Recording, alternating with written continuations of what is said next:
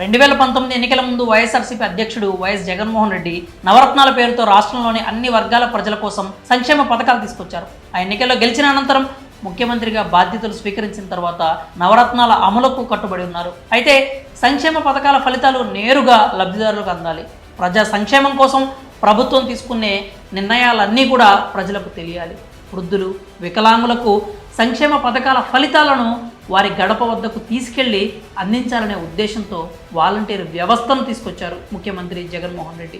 ఈ వాలంటీర్ వ్యవస్థ వల్ల యువతకు ఉపాధి కల్పించడంతో పాటు పాలనను ప్రజల గడప వద్దకే తీసుకొచ్చారు ముఖ్యమంత్రి జగన్మోహన్ రెడ్డి. ఇక ఏపీలో ఉన్న వాలంటీర్ వ్యవస్థ మీద ఇతర రాష్ట్రాల ప్రజలు, ముఖ్యమంత్రులు సైతం ప్రశంసలు కురిపిస్తున్నారు. ఈ క్రమంలో తాజాగా ఓ ఆసక్తికర వార్త వైరల్గా మారింది. తెలంగాణలో కూడా త్వరలోనే వాలంటీర్ వ్యవస్థను తీసుకురాబోతున్నారట.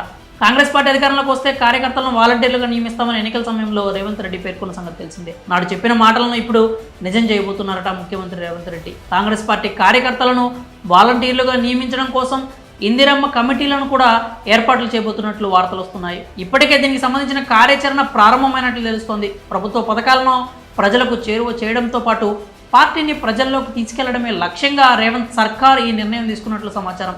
దీనికి సంబంధించి త్వరలోనే అధికారిక ప్రకటన వెలువడే అవకాశం కూడా ఉందని వార్తలు వినిపిస్తున్నాయి.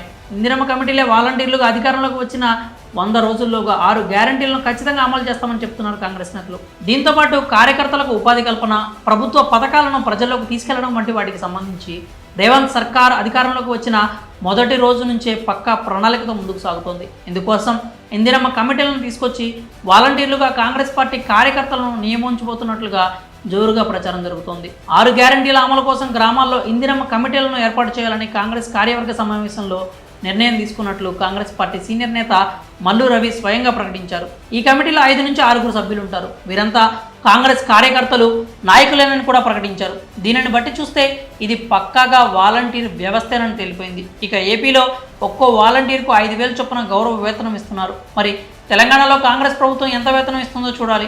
ఏపీ వాలంటీర్ వ్యవస్థను తెలంగాణలో ఫాలో అవుతుందంటూ వస్తున్న వార్తలపై మీ అభిప్రాయాలు ఏంటో కామెంట్స్ రూపంలో తెలియజేయండి.